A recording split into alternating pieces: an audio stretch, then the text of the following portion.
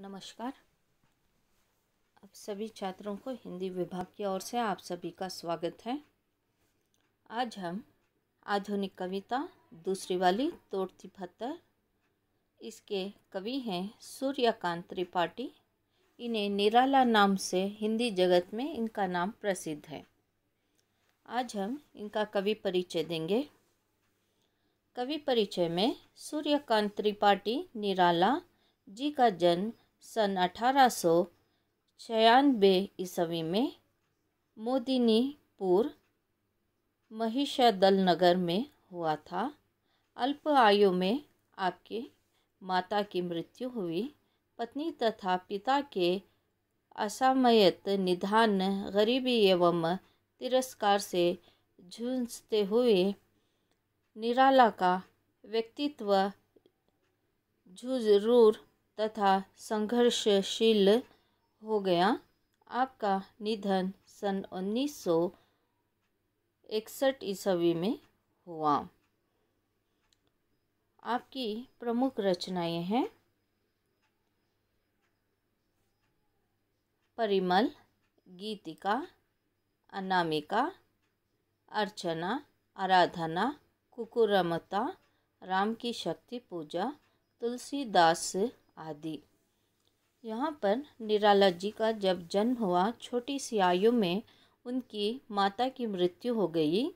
तो समय उनका पालन पोषण उनके पिता ने किया और उनके ब्याह होने के बाद उनकी पत्नी और उनके पिता ही उनका संसार थे। तो समय उनके पिता का भी निर्धन हो जाता है और फिर कुछ समय के बाद उनकी पत्नी का भी निर्धन हो जाता है। तो उस समय यहाँ पर सूर्यकांत त्रिपाठी जी यानी निराला जी के जीवन में बहुत से दुखों का पहाड़ टूट पड़ता है, पर उन्होंने अपने जीवन में लेख लिखना, कविताएं लिखना, रचनाएं लिखना छोड़ा नहीं था। और उनकी बहुत सी रचनाओं में दुख दर्द उत्पन्न होता है, क्योंकि उन्होंने बहुत सी गरीबी के आधार पर ही बहुत सी रचनाएं लिखी हुई हैं। अब यहाँ पर निराला के काव्य में कथन और शिल्प की दृष्टि से वैविध्यता दिखाई देती है। आपकी काव्य में मानववादी या मानवतावादी, भक्ति, श्रृंगार और प्रकृति से संबंधित भावों का चित्रण हुआ है। निराला जी की भाषा में ओज है, प्रवाह है, कसक है और गरिमा है।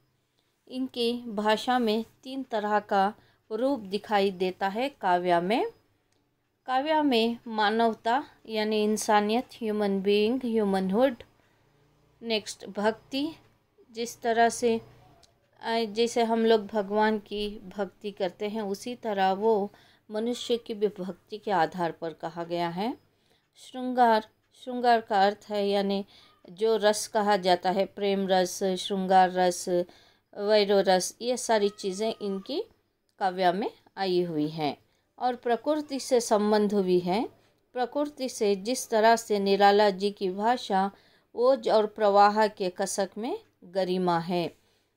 इनकी भाषा में, इनकी लिखावट में जो लोगों की गरीबी के आधार पर उनके लिए आस्था भी है और उनके लिए मान मर्यादा ये देते हैं।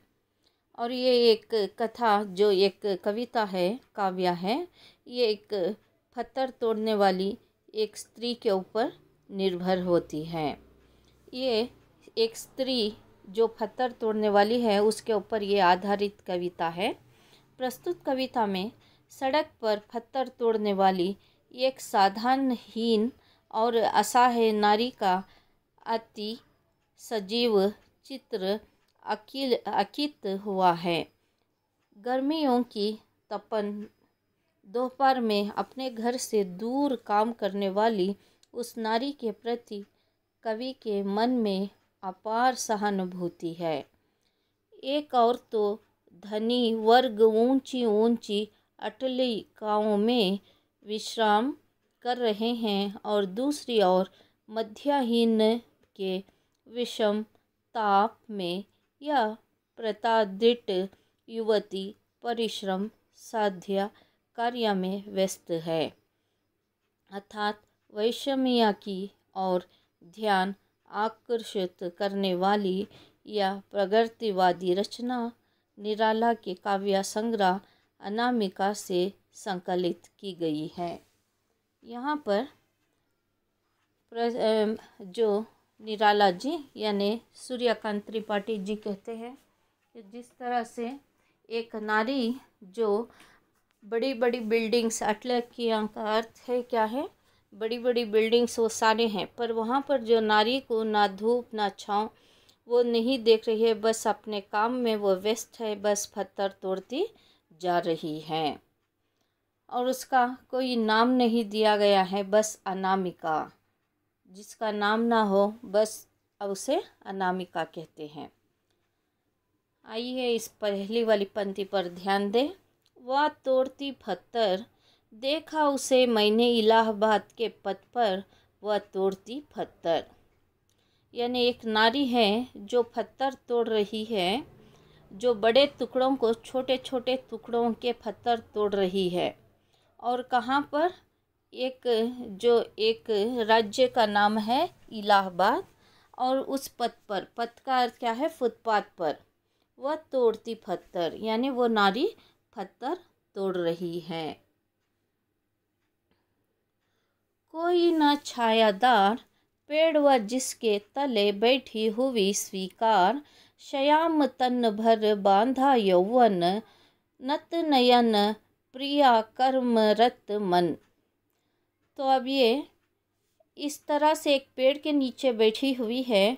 वो पेड़ पतझड़ है, यानी उस पेड़ में न फल है, न फूल है, न पत्तियां हैं, बस नाम की शाखाएं हैं, पर उसमें कोई छाया नहीं है। जिसके तले हुए स्वीकार, तो वो उसके नीचे बैठी है, बस समझ लीजिए एक पेड़ के नीचे वो बैठी हुई है। श्याम तन, श्याम का अर्थ क्या है? सौला रंग, कृष्ण का रंग सौला काला, उसको श्याम तन कहते हैं। श्याम रंग यानी सौले रंग वाली। भरा बंधन यौवन यानी उसकी आयु यंग है, पर उसका जो रंग है वो सावले रंग की है। नत नयन प्रिया कर्म रत मन, तो वो बस अपनी आँखों को उस पत्थर की ओर देख रही है, बस वो उन पत्थरों से प्रेम कर रही है, जैसा उसका मन लगा हुआ है उस कार्य में, उस काम में प्रेम से लगन से वो अपना काम निभा रही है, मन लगाकर वो काम कर रही है। यानी उसका काम क्या है? पत्थर को तोड़ना। गुरु हथौड़ा हाथ करती बार बार प्रहार, सामने तरु मलिका अटलिका प्रहार। तो वो हथौड़े को अपना गुरु मानती है और बार बार उस पर पत्थर पर वो जैसे, हथौड़े का अर्थ है हैमर, जैसे वो मार रही है तो वो पत्थर टूटते जा रहे हैं। तो वो छोटे छोटे पत्थरों को, बड़े पत्थरों को छोटे रूप में तोड़ तोड़ कर वो एक तरफ से यानी मार, प्रहार का अर्थ है मारना।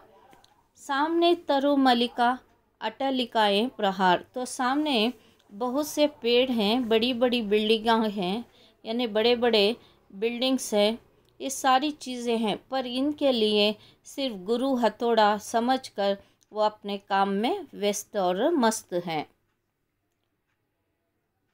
चढ़ रही थी धूप, गर्मियों का दिन, देवा का तन तमाता रूप, उठी झुलसती हुई लू, रूह यूं जाए जलती हुई भू, गद चिंगी छा गई, प्राहा हुई दोपहर, व तोड़ती पत्थर।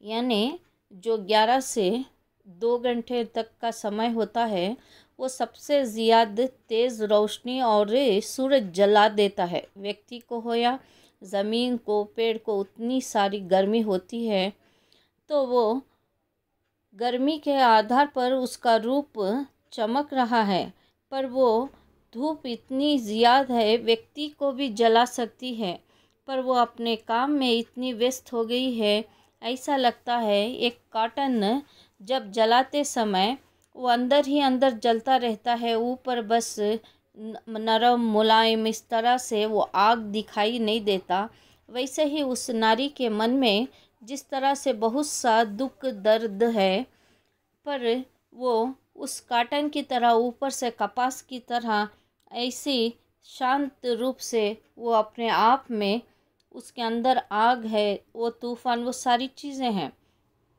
जैसे कॉटन, ये कपास जैसे जलाते हैं तो आग नहीं दिखाती, बस अंदर ही अंदर जलती रहती है, ऊपर राख बन जाती है। उस रूप से वो नारी अपने आप को दिखा रही है। आज आपके लिए इतना प्यारा समाप्त करते हैं। धन्यवाद।